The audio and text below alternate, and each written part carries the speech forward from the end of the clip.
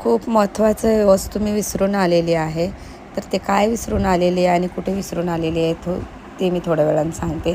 त्या अगोदर बघा इथं मस्त दुपारसाठी खिचडी बनवते मी आणि आज ना मला स्वयंपाक करायचा खूप कंटाळा आलेला.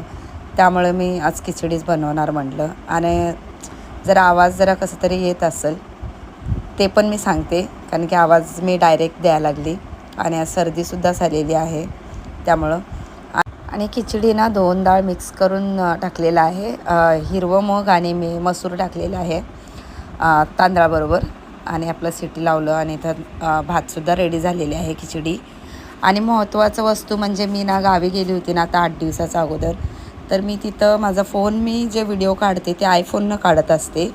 तर आयफोनचं चार्जर आणि मी माईक दोन्ही गावाला विसरून आलेले आहे. एवढं महत्त्वाचं वस्तू आणि इथं आल्यापासून 8 दिवस झाले माझा फोन बंदच आहे. तर कसं करू चार्ज ते